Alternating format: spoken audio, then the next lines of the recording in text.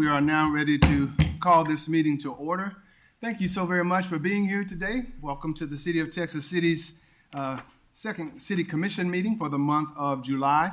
I do want to remind the public that our protocol is to ask everybody, all in attendance, are required to remove their hats and or sunglasses, dark glasses during the meetings. And if you will, please silence any cell phones or electronic devices you may have.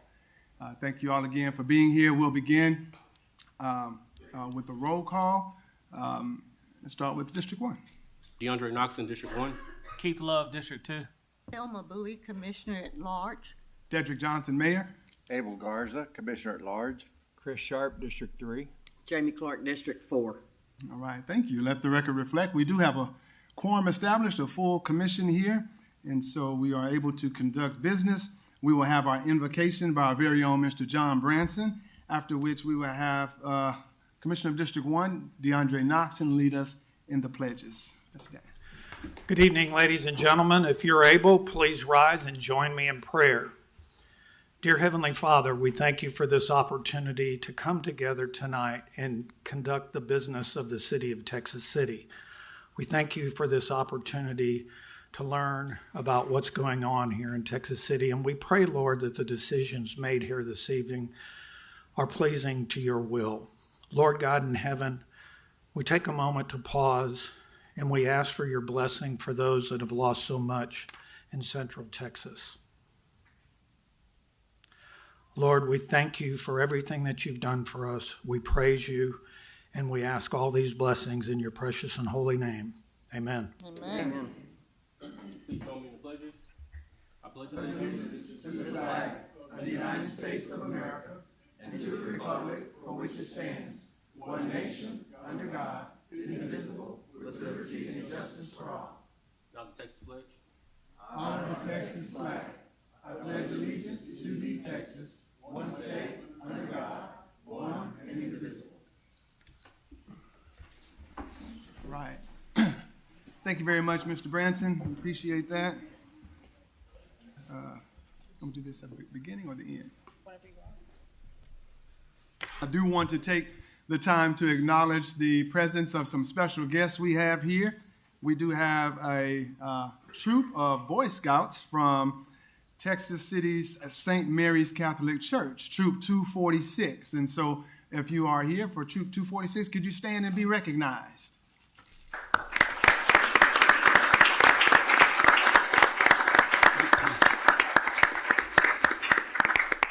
Thank you so very much for being here. It's always a pleasure to have you here as part of your qualifications to certain portions and rank and things like that. And I had an opportunity to join Troop 246 as some of their members were being promoted to Eagle Scout recently, and it's always a pleasure to work with them. Thank you for being here. We are up to proclamations and presentations. We have some service awards. I do want to acknowledge Mr. Tomas Gomez from Public Works, who has been with us for 15 years. Is Mr. Gomez here? If not, we're very thankful to him for his 15 years of service. At this time, we're up to, we have one more presentation, and I'm going to let Ms. Nicole Miller come up for this special presentation, our Director of Recreation and Tourism. Good evening, Mayor, Commissioners. The Parks and Rec Department is recognizing Mrs. Desiree Haddock for retiring after 25 years of dedicated service as our youth art instructor.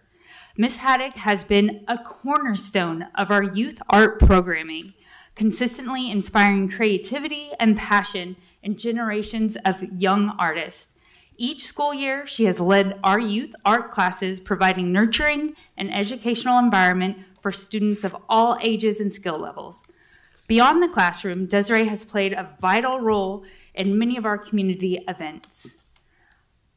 She has served as a featured artist at the Texas City Art Festival and has led the Youth Art Workshop. Under her guidance, many of our students have received awards for their artwork, which reflect her skills as both an educator and a mentor. Desiree is not only known for her artistic talent and teaching ability, but for the joy and positivity she brings in every interaction. Her ever-present smile and willingness to go above and beyond have made her a beloved figure in our department and our community. Thank you, Des, for 25 years. All right.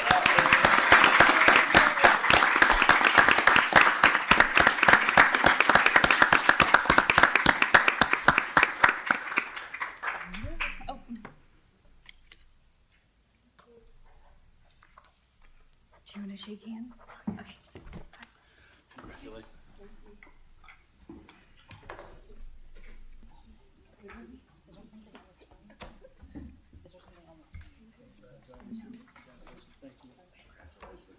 I might have hit it. I'm sorry.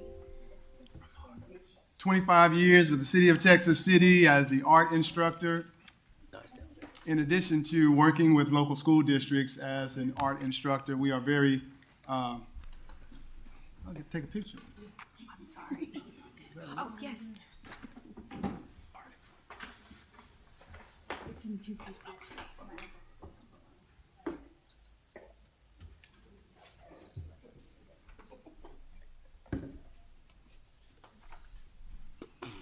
It's for you to hold.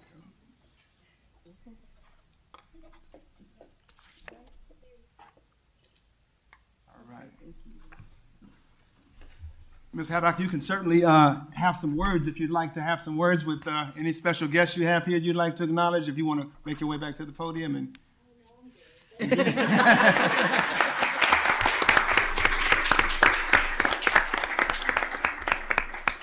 I have the pleasure of having my kids go through her art class at the Nessler Center, and they were always excited and wanted to return. So again, thank you, Ms. Desiree Haddock, for not only working with the city, working with our school district, and using your gifts. At this time, we are up to reports, and today we're going to hear from our library director, Ms. Cheryl Lowen, as we get a report from Moore Memorial Public Library. Good afternoon, Mayor, Commissioners, everyone. Thank you for this opportunity to share what is going on at the library these days. On the title slide here, you will see one of our accomplishments for the past year. We were very proud to be awarded the Achievement of Excellence in Libraries Award for 2024. This award is granted by the Texas Municipal Library Directors Association, which is part of TML. It's a testament to the hard work of the entire library staff who all contribute to making our library the success that it is. Oops. The mission of the library is to create a community of lifelong learners in which all citizens share equally in the opportunities to increase skills, knowledge, and understanding in all fields, regardless of wealth, race, age, or cultural background. And our vision: our library is a welcoming place for all, supporting learning, creativity, and connection while contributing to the community's economic, social, and cultural well-being. So the library is a lot more than just books. I thought I'd begin the presentation with some statistics. The numbers for this year are as of June 30th. We keep statistics for everything, but I've chosen a few that provide a good overview of what goes on at the library. So fiscal year 2024, we had almost 94,000 visitors in the library, over 96,000 items circulated, and over 22,000 people came to use our computers. And it looks like we're on track to either meet or exceed those numbers for fiscal year 25.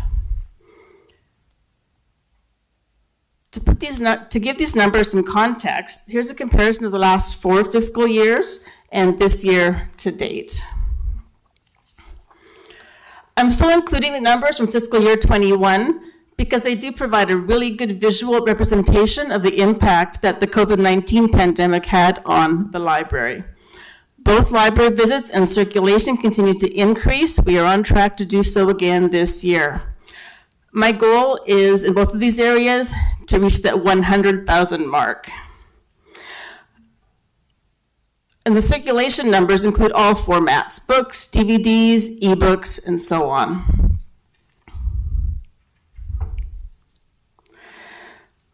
Program attendance did decrease in fiscal year 24, but it was still much higher than it was in '22.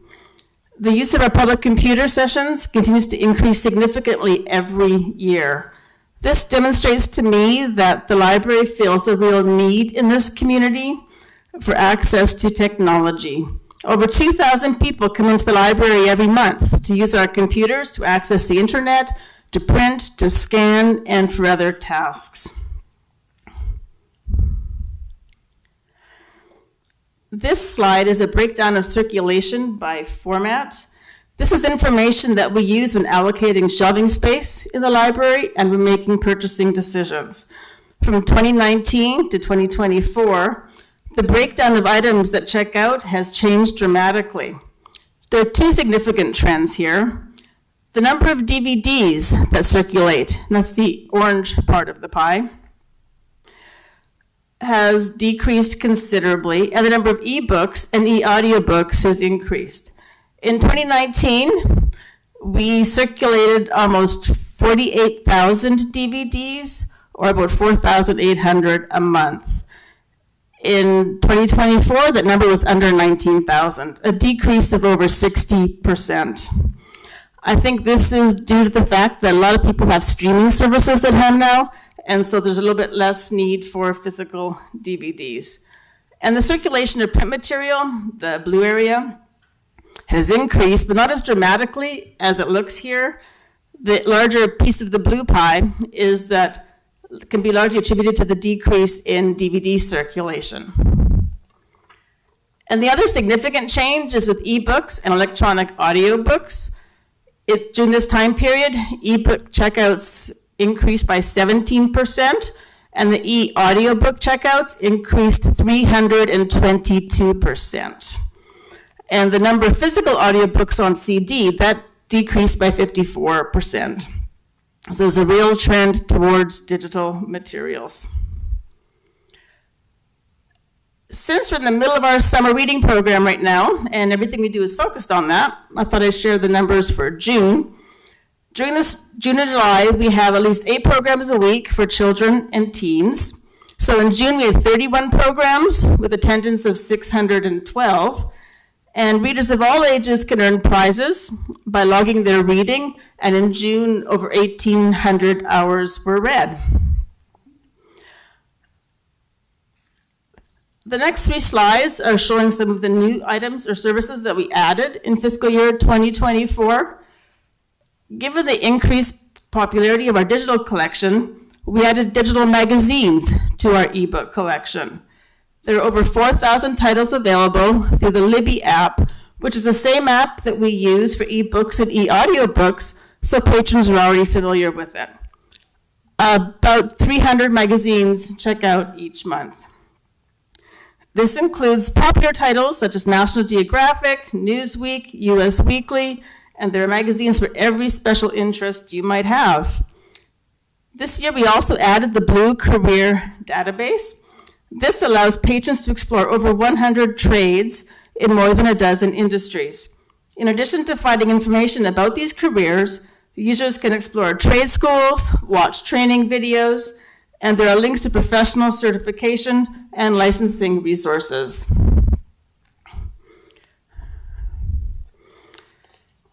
To supplement our collection of ebooks and electronic audiobooks, we now participate in the eRead Texas program.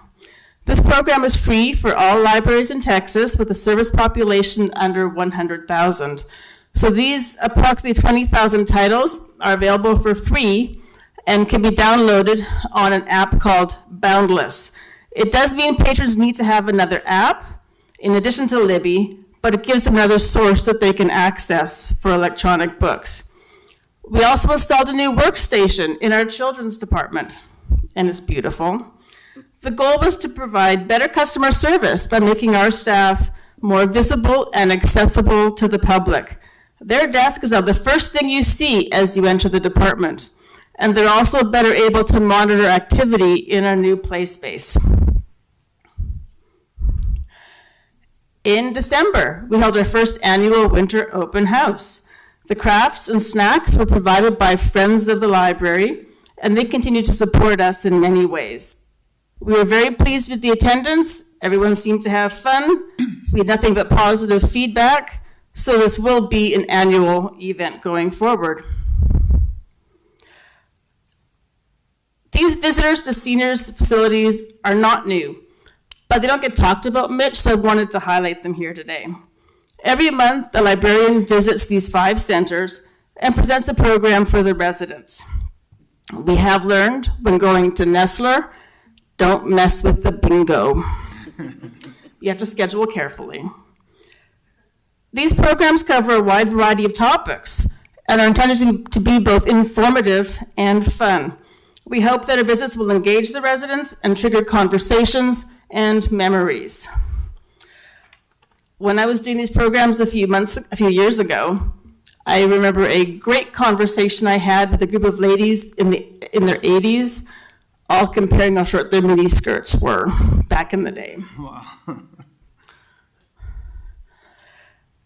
Over the next few slides, I want to share some information about the grants that we've received this year.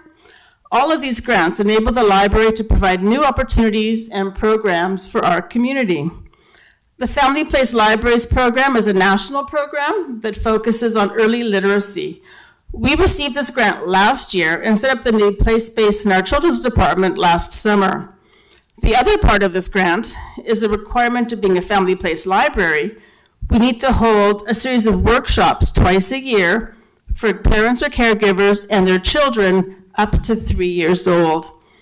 Each session focuses on a different topic, which are listed on the slide. During this session, as the children are playing at one of the 9 stations that are set up, an expert in each of these fields will circulate and speak with the parents and answer any questions they might have. We held our first series this spring. It was very successful, and our second session is in August. A new grant we received this year, or fiscal year 2024, was a collection enhancement grant from the Texas Book Festival. This $2,500 was used for the purchase of 172 new Spanish language books. The focus was on adult fiction and nonfiction, but we also purchased some Spanish and bilingual materials for children. And updating this collection is a continuing project of ours.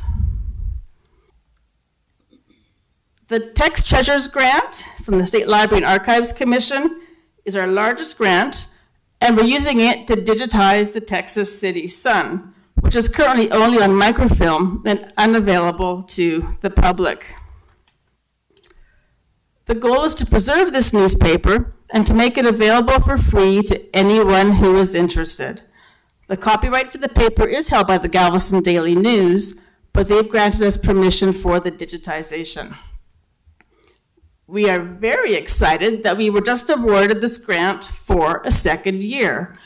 Each grant is $50,000, which allows us to digitize 48,000 pages each year.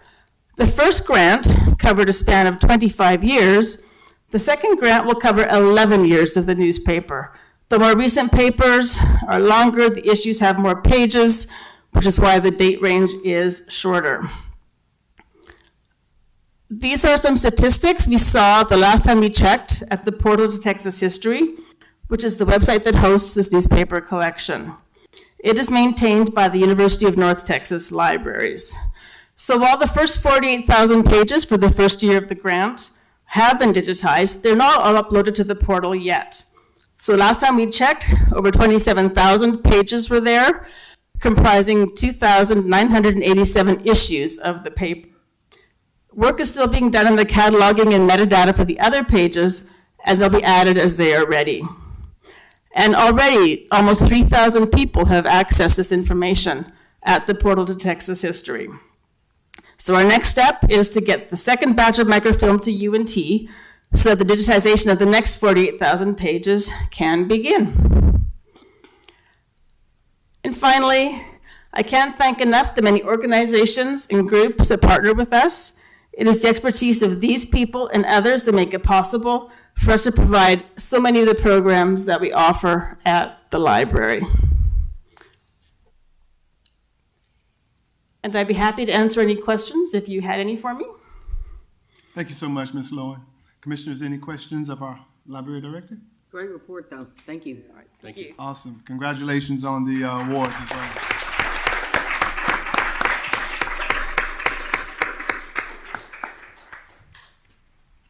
All right, at this point, we are up to public comments in our agenda. We have a few people who have completed requests to address the commission. We'll call you up to the podium to do so. Let me remind you, you have up to 3 minutes to address the commission on items that will be up for consideration on the agenda. First, we have Mr. Jose Boyks, wishes to speak on regular item 8G.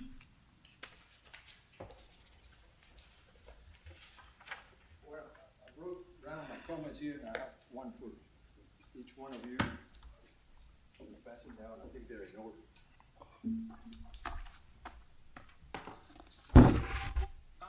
Yeah, good afternoon. My name is Jose Boyks. I've been in Texas City resident for about 60 years, and I do appreciate the time to address you once again today. Like I said, I come as an extremely disappointed and incensed longtime community member regarding the significant legislative process decay experienced by this commission since January 8th. I think it's been like a precipitous change in that. But I'm today talking about item, regular item 8G, to consider and take action on ordinance 2024-14 for the rules of procedure order of business.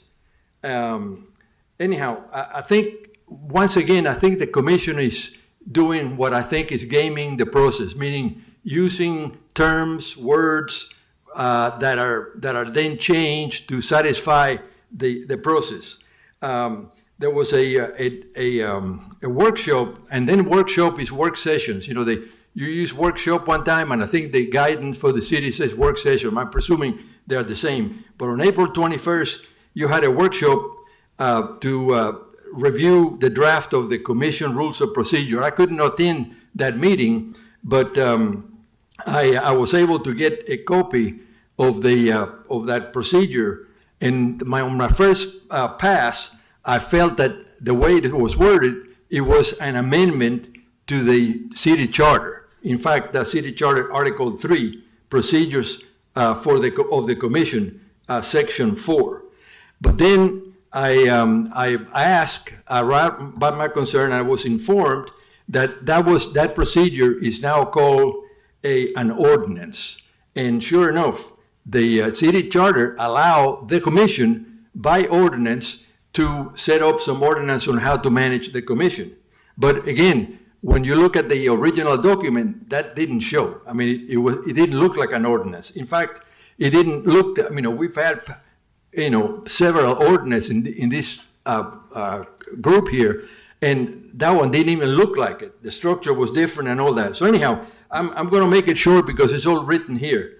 So basically, what I'm here, having said all that, is hope that tonight the commission does not waste any time discussing procedural details regarding the ordinance 2025-14. Let's direct our legislative effort effectively and rationally by voting down the ordinance establishing the commission rules per procedure order of business. Then get together again, take time, and do it the right way. Redevelop it in an appropriate ordinance following established practice. If I have a little time in doing my research about the city charter, I found, it took me a while to find the city charter on the website, and I found that somehow or another the city charter was listed under the city ordinance files, which is not, that's not allowed. You cannot have the city charter listed as an ordinance. So when I was looking for ordinances, the city charter was there, and I thought maybe, okay, you were saying that was the ordinance, but no, that is the city charter. You can look at it. And Thank you, Mr. Boyce. Your time is up at this time. Okay. Anyhow, it's all written here, and that's, thank you very much, sir. Thank you.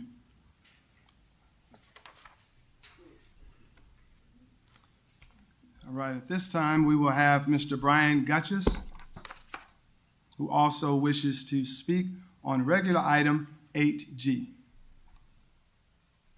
Good evening. Thank you, Mayor and Council. Yes.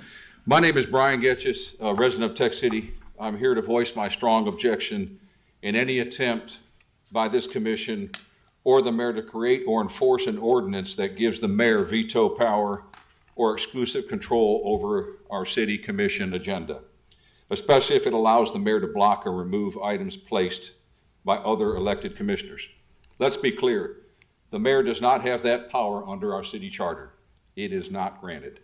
Texas City is a home rule city, and our charter is law. It does not give the mayor authority to silence commissioners or prevent matters from being discussed in public. No ordinance can override that charter.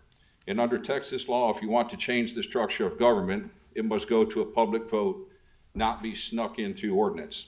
Worse, any attempt to limit commissioners from placing an item on the agenda violates the Texas Open Meeting Act, which exists to protect the people's right to know what their government is doing. Let's be honest, what's at stake? Any ordinance or rule that gives the mayor the authority to override a commissioner's lawful request to place an item on the agenda is not just unlawful, it's undemocratic. Commissioners are elected by the people, as the mayor was. If one person, no matter their title, can silence the voices of the other elected officials, that is not representative government. That's an abuse of power. The agenda belongs to the people, not to one politician. The mayor is not a gatekeeper. Every commissioner has the right to represent their district and bring issues to light in an open meeting. Every one of you has that right. Any attempt to suppress that is a violation of public trust. I urge this body to reject any such ordinance, to stand up for what's open, transparent, and lawful under our government code. If this effort moves forward, if you grant him that authority, I will take every legal step necessary to see that it's overturned. And I just want people to understand, one man, one voice. We elected everyone to be equal with no one above the other. Thank you. Thank you, sir.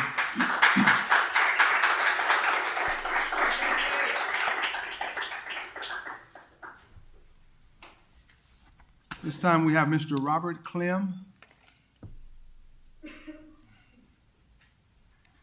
Mr. Robert Clem will speak on agenda item 8G.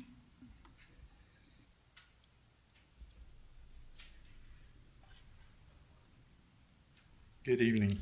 Good evening. Just going to come, it's going to be real short. I guess I'm going to sit here and knock everything around. 8G, I was kind of curious about the wording when I read it at first, because other than the fact that there was a little meeting or board or whatever, there, how do I say it? You're calling it one thing when it's another. It is what it is. It is a article. It is in the city charter. You can't change the wording. You can't do anything. It is an article. It is Article 3. With that, if you're going to change it, whether it's not in the Article 3 or not, if you're going to change the wording or if it's not there, which it states in the notes, it has to come from an amendment change, which there is a process through the Local Government Code, Title II, Chapter 9, 9.004, which it does state that you have to go through the process and then there's a vote by the citizens. Now, if you're going to use the little board or whatever y'all had and you're going to call it a charter review committee, you can't do that because a charter review committee is from those people who come from the citizens from the city, not from a group that's appointed by the head of the committee or from the group. So with that, I really wish y'all would reconsider this.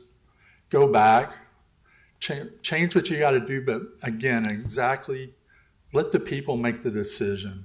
And it is in state law, so there is no, well, you can word it this way. It is in state law. It is in local government code. And I appreciate your time. Thank you.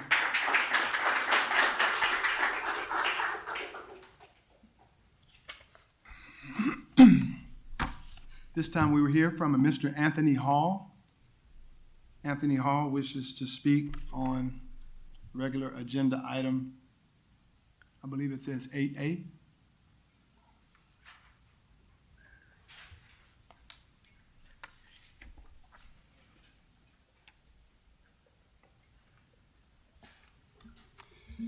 Good evening, everyone. My name is Anthony Hall, and I'm a battery storage developer with NG North America.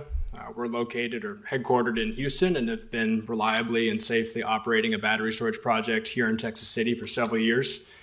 And we're interested in continuing to invest in and develop in Texas City with the addition of 2 more projects. As some of you may know, battery storage has become an increasingly important means of meeting the rapidly growing energy demand and grid reliability concerns of the Gulf Coast, while at the same time we're able to provide substantial economic benefits to the communities that we serve while protecting the environment. We just want to take a minute to express our sincere gratitude to the city engineer for convening so many municipal authorities and industry practitioners such as ourselves to review the previous draft ordinance. We understand that this is a very difficult process, and the ordinance as it's currently written represents a much more constructive means to developing battery storage here in Texas City. So with that, if you have any other questions for us or any of your colleagues have questions for us, we're more than happy to make ourselves available. Thank you. Thank you, sir. Thank you very much.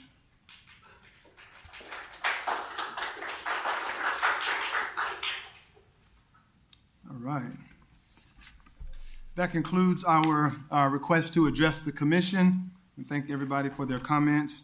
At this time, we'll begin our consent agenda. Mayor, commissioners, you have before you consent agenda items 7A, B, and C for your consideration. If you'd like any of those pulled for further discussion, you can do so at this time.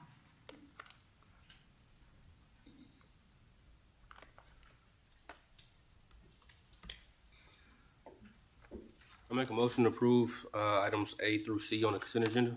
Second it. Motion has been made by Commissioner Knoxon to approve consent agenda items 7A through C, seconded by Commissioner Clark. Any further discussion? All those in favor, please vote by saying aye. Aye. All opposed? Motion carries. Thank you. We're at regular item 8A, consider and take action on the second reading of ordinance number 2025-06, amending the Texas City Code of Ordinances by creating Chapter 162 entitled Battery Energy Storage Systems and amending the Code of Ordinances title, 15? Entitled Land Usage, Chapter 160, entitled Zoning, to designate Section 160.051 District SP for Site Plan as the zoning designation for battery energy storage systems and similar projects. We'll hear from our city engineer and planner, Ms. Kim Golden. Thank you, Mayor. Good afternoon, Commissioners. This is the second reading. It's the same ordinance that was presented at the previous meeting. There have been no changes. Y'all recall at the time that we introduced it this last meeting, I told you a copy had been sent to all of our active projects, to the representatives of all of our active projects. And I invited them to give us comment. We've not had any comments back in terms of making any changes. Comments back have been in line with what Mr. Hall was saying. And so that's where we are, and I'll be glad to answer any questions as well. Thank you, Ms. Golden. Commissioners, anybody have any questions on this ordinance? Motion to approve, Mayor. I second. Motion has been made to approve by Commissioner Garza, seconded by Commissioner Sharp. Any further discussion? All in favor of that motion, state by saying aye. Aye. All opposed? Motion carries. Thank you all. Thank you on that second reading.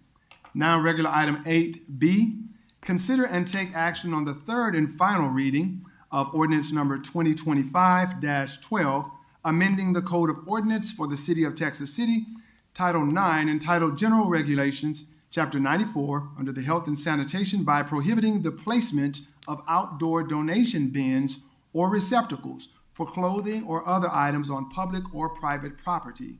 We'll hear from our Deputy Fire Marshal, Mr. Ian Chase. Hello, Commissioners, Mayor. How you doing? I'd like to provide some further insight into what happens to the items placed in these donation bins. While many people assume these donations go directly to organizations like Susan G. Komen or other charities, the reality is quite different. The majority of the items are actually repurposed into products such as shop rags, insulation materials, and then sold to be used in buildings and automobiles. So not quite what we think they're used for. So I just wanted to give you guys that other insight. All right. Commissioners, any further questions of Mr. Chase? Motion to approve agenda item B. Second. Motion has been made to approve agenda item 8B by Commissioner Garza, seconded by Commissioner Bowie. All those in favor state by saying aye. Aye. All opposed? Motion carries. Thank you. Thank you, sir. Item 8C, consider and take action on resolution number 2025-073, awarding bid number 2025-487 and entering into a contract for the 34th Street Ditch Improvements Project. Public Works, Mr. Jack Harrelson. Yes, sir. Thank you, Mayor. On July 2nd, we opened bids. We received 3 bids for the 34th Street Drainage Improvements Project. This is the second to last GLO project that we will be completing for the grants that we got a few years back. It involves replacing slope paving, adding some I'm sorry, I can't even, my glasses, adding some retaining walls as well as some regrading of our ditches, Mayor. This is the 34th Street ditch runs right behind Sonic. Mm-hmm. So all of the work is going to be taking place between the Palmer crossing and just past the Magnolia Avenue crossing. So it's a big deal for us. It was budgeted. We fit everything within our budget. It came in exactly how we expected. The low bidder on the project happened to be a company that just finished up another grant project. That's Carlson McLean. They did a really good job for us. We're more than happy with their performance. Their bid amount was $3,285,288, and we agree with the recommendation from ARC Engineers, and we stand by their work that they did on the past project, and we'd like to see them work on this one as well. So if y'all have any questions, I'll be more than happy to answer. Thank you, Jack. Commissioners, any questions of Mr. Harrelson? Move to approve. All right. We didn't even get it out. All right. Motion has been made to approve by Commissioner Love, seconded by the entire dais. All in favor, state by saying aye. Aye. Aye. All opposed? Motion carries. Thank you, sir. Thank you, Mr. Harrelson. We are at regular item 8D. Consider and take action on resolution number 2025-074, approving the City of Texas City's participation in the Techstar and Logic investment pool. We'll hear from our CFO, Ms. Cynthia Rushing. Thank you, Mayor, Commissioners. As you are aware, we received our bond proceeds of $74 million. They have been placed in a money market account at Texas First Bank. We're requesting to move those funds and participate in an investment pool, Techstar and Logic. This will allow us to earn a higher interest rate, and so to maximize our interest income on these funds while they are still in a holding pattern until we begin the actual construction of the new municipal complex and the other 3 projects that those funds are for. Thank you very much. Commissioners, anybody have any questions of Ms. Rushing about this particular agenda item? Motion to approve, item D. I second it.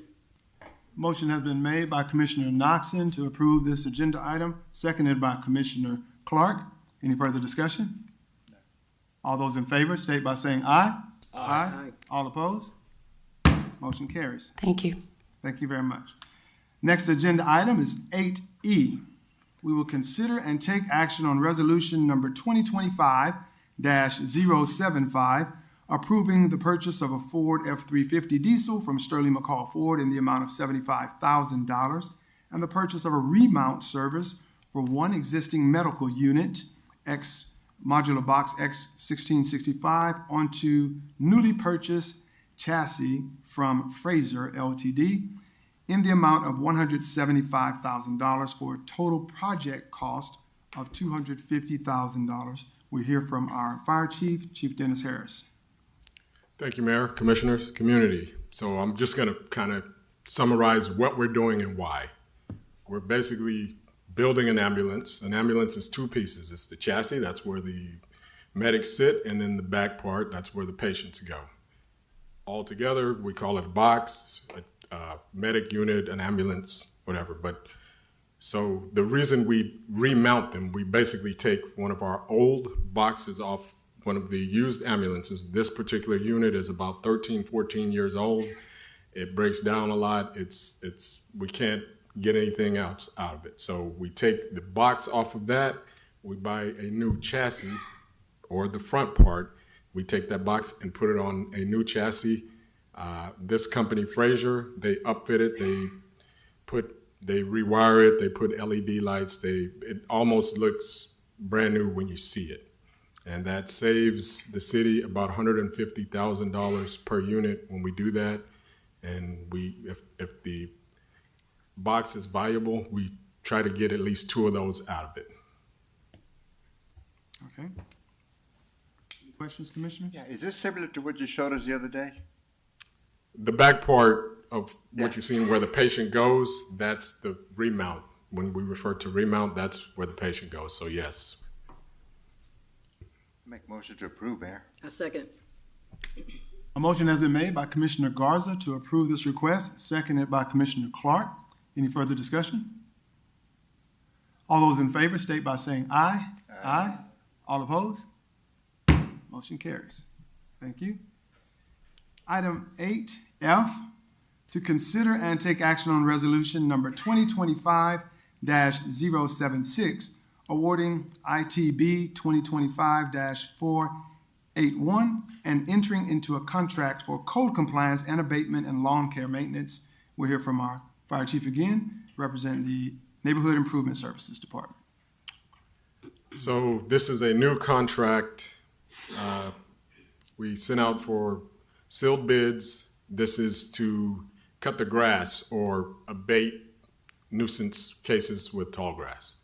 This is a neighborhood improvement item, code enforcement, as some refer to it as, and we were with the previous vendor for about 5 years, and that individual or that particular vendor did not come in as one of the low bidders.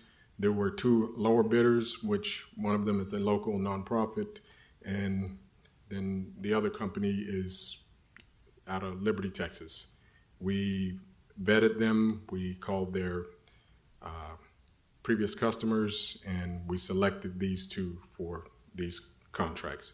We spend on abating grass alone citywide around $100,000 a year, sometimes a little more than that. And these would be the two companies to do those. Any questions, Commissioners? Motion to approve. Second. Second. Okay. Motion has been made by Commissioner Bowie to approve this item, seconded by Commissioner Clark. Any further discussion? All those in favor, vote by saying aye. Aye. All opposed? Motion carries. Thank you. We're up to regular item 8G, where we consider and take action on ordinance number 2025-14, establishing the commission rules of procedure and order of business. And we'll hear from Mr. John Branson, Management Services. Good evening, Mr. Mayor, City Commissioners. I'm going to introduce this item for you this evening. Article number 3 of the city charter states, the commission by ordinance shall determine its own rules and order of business. Based on a review of the city commission minutes and city documents, it appears that in the history of Texas City, we've never done this. So Mayor Johnson, wanting to come into compliance with the city charter, convened a workshop, a work session on April 21st, 2025, to begin the dialogue of developing the Commission Rules of Procedure Order of Business. Again, this was the first time in the city's history we've done this. It is and has been in the charter where the commission would develop their own sets of procedure. Prior to the meeting, staff researched rules of procedure from other cities in the area to develop a framework for the commission to consider. At the workshop, the commission discussed and debated the draft rules of procedure and the order of business. Following the workshop, Mayor Johnson sent an email to the commissioners on May 30th and requesting that the commission members individually provide any additional information or suggestions that was discussed beyond the work session that was held earlier in June. That was held earlier in May, and get that information back to him by the 27th of June for discussion here tonight. In developing the information that you have before you this evening, 3 commissioners gave input, 2 were okay with what was initially presented, and 1 provided no comment at all. It's important to look at what other cities do in regards to commission rules of procedure, order of procedure. It's also important to look at those forms of governments in which they have. The city of Texas City has a strong mayor form of government. Most of the cities in Houston and in Texas are what are called a council manager form of government. In a strong mayor form of government, significant executive authority is granted to the mayor. That includes, but it's not limited to, oversight of the budget, hiring and firing of personnel, and is responsible for the day-to-day operations of the city. As a matter of fact, in Section 2 of the city charter, it states the mayor shall serve as the chief executive officer of the city. When I mention other strong mayor form of cities, take a look at the city of Houston's rules of procedure in the city of Pasadena, and they're going to be similar to what's presented here this evening. You have a draft set of rules for consideration in order of business. These rules are a result of an effort to examine our history, the Texas City Commission meeting protocols and what we've done over that history, our form of government, and the responsibilities thereof, coupled with comments provided by the commissioners and the mayor and consultation with staff. And with that information, be pleased to answer any questions you have. Thank you, Mr. Branson. Yeah, I have a question. You said 3 commissioners did what, submitted what? And what was the outcome of those 3 submissions? So what I indicated were 3 commissioners gave input. 2 were okay with what was initially presented, and 1 provided no comment at all. Okay, thank you. I have a question. So with the rules, what happens if a commissioner or if a rule is violated? Is that outlined? I didn't see it outlined in the draft that was attached to the agenda. That's a great question, and that's not in here. This is really, I think that's a great question for you to discuss, but I think that's ultimately the commission's decision, how you would respond in that particular situation. And is there any language, and I didn't see this, maybe I overlooked it, but any language that would allow for us to update the rules, and when? There isn't, but you could add that as well.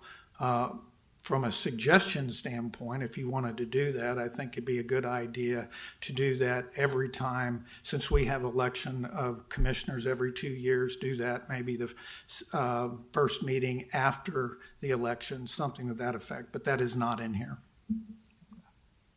And the reason why that wasn't in there, it was kind of intentional because you didn't want to limit any future mayors from being stuck to doing the rules of what one commission has decided.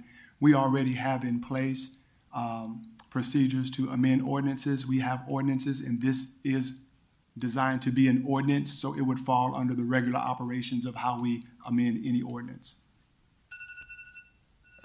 I guess I got that, but would it make more sense for us to add that in the rules? Because right now you would have to just kind of go from the rules, and you would have to go to the ordinances. And is it 5 years? Every 5 years the ordinance is updated, or am I wrong? No, it's not a particular time. Again, that's something we can discuss and we can put in there if you want to, but what we were trying to do is just get the rules of procedure and the order of business. And so the rules of procedure and the order of business are outlined in the draft, the final draft that you have. The details like how often can we change these or how often can we amend these, that can be discussed at a later date. They don't have to be in the rules of the ordinance themselves because, again, we already have a procedure that allows us to amend the ordinance. So what I'm saying, and that's not, all the ordinances we have on the books today, none of them have in the ordinance when you can amend it. You know what I'm saying itself. So that's what I'm saying. It didn't have to be a part of that guideline.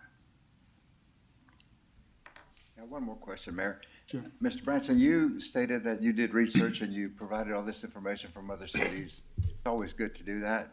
But did y'all consider the Texas Government Code, the Open Meetings Act, Absolutely. We also looked at our form of government, which is a strong mayor form of government. We also considered home rule versus general law, and absolutely, yes, sir. Okay. I want to bring to a point of information something that was said in our public comments, that we are illegally or discreetly changing the charter. We're not changing the charter. We are complying with the charter. As Mr. Branson led off with, it says the charter in section 3, it says the commission shall, by ordinance, establish its own rules of procedure. And that's what we're doing here today. We are establishing an ordinance that discusses our rules of procedure. And so while I greatly appreciate the citizens' input, what matters most is the input from these people sitting on the dais with me who serve on the commission and who have served as commissioners before. For those who haven't, it's kind of hard to comprehend or understand what we're doing if you just have not really understood the charter. Texas City, as Commissioner Garza has stated, is a home rule city. What a home rule city means is that you are, you are guided by your home charter. And that's all we're doing, is we're complying with our home charter, the charter that's been in place for, over 70 years in the city of Texas City. And so the only time you deviate from your charter is if it's in some way or another in conflict with state statutes. And as a home rule city, that's what we are abiding by. Next thing I heard was that we're trying to do something that takes a charter review committee. Again, because we're not changing the charter at all, no charter review committee is needed. The charter says the commission shall by ordinance. That's who we are. We are the commission. We are establishing an ordinance that will guide our rules and procedure and order of business. And so that's all I wanted to add to that, to clarify that. As Mr. Branson stated, several people submitted suggestions, some didn't, some were okay, but the final draft is what you have before you.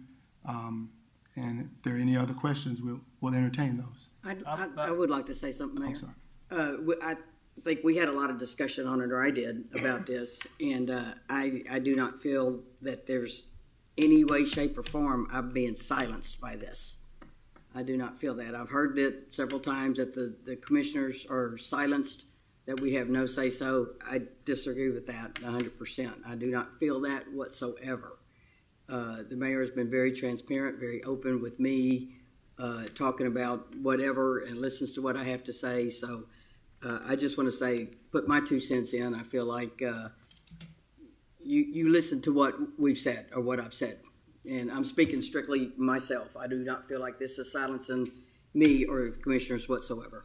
Thank you very much, Commissioner Clark.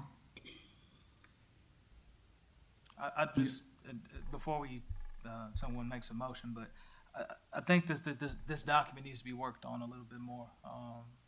Just some of the questions that I have, I don't think it's a bad document, but I do think we need to go have another workshop or go into some sort of, just to look at it a little bit closer before it's the first thing of its kind here in the city of Texas City, so I think we need to just give it a little bit more time and add some of these things, or maybe talk about some of these things that or consider that are brought up and others may have.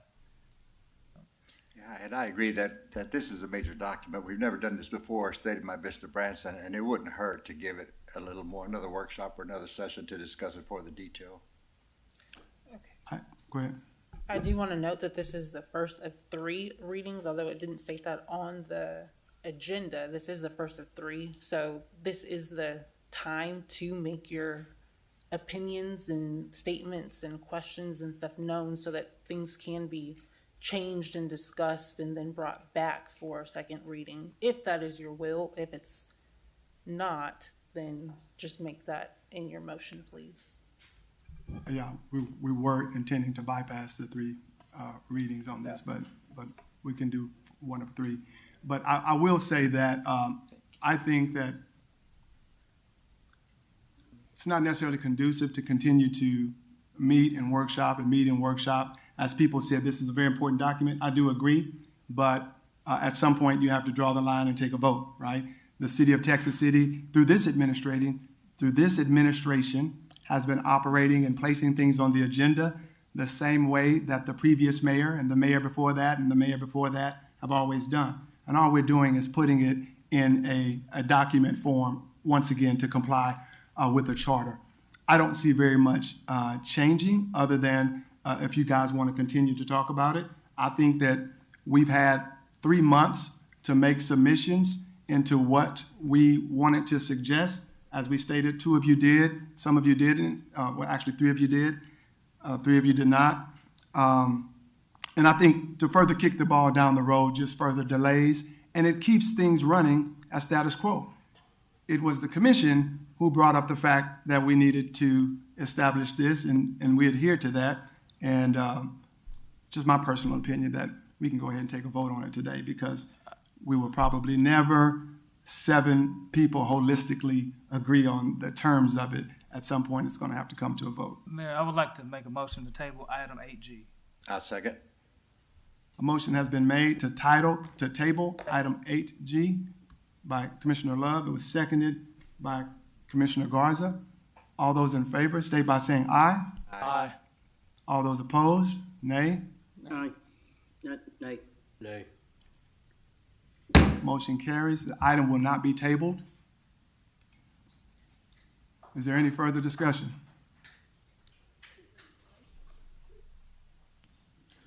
If not, we can entertain another motion. Motion to approve item G. I second it. Second. A motion has been made by Commissioner Bowie to approve item 8G, was seconded by Commissioner Clark. Any further discussion? All those in favor state by saying aye. Aye. All those opposed? Aye. Motion carries 4-3. Item 8G, Commission rules and procedures have been established. At this time, we will move on to commissioners' comments. We'll start with Commissioner Noxon. Public comments are done, sir. Commissioner Noxon, if you have any commissioners' comments, you can present those at this time. No comment, Mayor. Commissioner Love? Yes, sir. I got with Barbara White. She wanted me to tell you all that she still needs tubes of some toothpaste, and anyone who wants to help out on August 2nd between the hours of 9 a.m. and 1 p.m. in front of Blocker Middle School, she would appreciate it. So toothpaste. All right. Where's that collection place at again? Got a box right outside here. I need 52. She's out of order. All right. We got it. I was talking to the In commissioner. the lobby, 50 tubes of toothpaste. Thank you, Ms. White. Thank you, Commissioner Love. Any other announcements, sir? No, that's it. Thank you. Commissioner Bowie? I don't have any comments. Commissioner Garza? Yeah, I just wanted to congratulate the library. Y'all are doing some really good things out there. That's really awesome. I started going back out there again, and I was impressed, and I was going out there about twice a week for a while, and I need to start up again. But y'all are not just a library, y'all are just a wealth of information. Thank you. Very good. Thank you very much. Commissioner Sharp? Brianna or what Abel just said, we've been taking our kids there this summer, and they have a lot of great programs there. It's a good thing. The library's come a long ways, but that's it. Thank you. Thank you, sir. Commissioner Clark? I have no comment. All right. Up to the mayor's comments. I just want to say thank you all for being here. It's a nice crowd we have out here. I want to invite you all tomorrow to the 4th edition of the mayor's 2025 initiative, Movement is Medicine, where we all get out and have a good time and kind of just have a good time with the different activities we have in that initiative. Tomorrow we're going to be at the Nestler Family Aquatic Center. Bring yourselves and your kids on out and splash around and have a good time with us. Also, wanted to just remind us that, we do have the TxDOT renovations that are going on up and down Palmer Highway, and you've seen the entrance and ingress and egress to these different commercial establishments. Please be careful. The orange safety barrels are out, and we've had a couple of them knocked over and, some small fender benders here and there. So this is a minor inconvenience, but it's going to be a great look after it's all over for all of our businesses up and down Palmer Highway. So be mindful of that.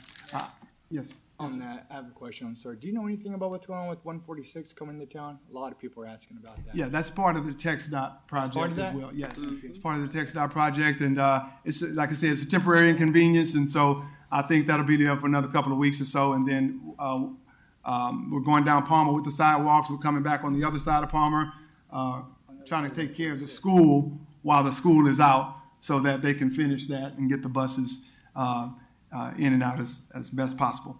I don't think I have any other announcements, but I will allow city staff, if you have an announcement, make your way to the podium, please, so we can hear all the great things we have going on in the city. Good evening, Mr. Mayor and Commissioners, and to the citizens. Please be aware that the grand opening of the Community Plaza will be held next Saturday, July 26th from 10 a.m. to 2 p.m. The plaza is located on 6th Street at 718 6th Street, and we are really looking forward to this special event. Not only we will have food trucks and the dog park available, water play area for kids, but also a performance by Reputation, which is a Taylor Swift cover band. So please plan to attend. This is the culmination of a lot of work by the Texas City Economic Development Corporation with valued assistance from the Parks and Recreation Department. So please do plan to be there. And please watch the city's Facebook for any week of updates. Thank you. Thank you.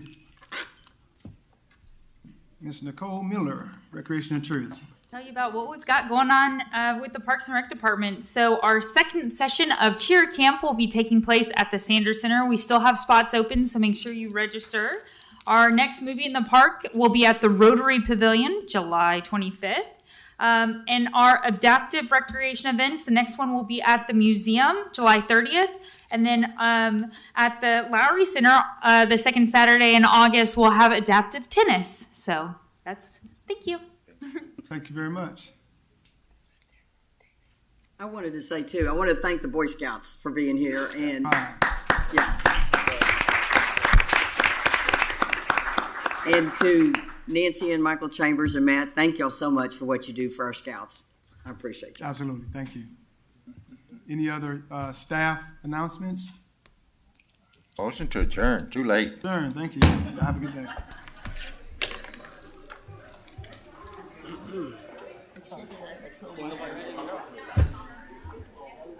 Yeah, he's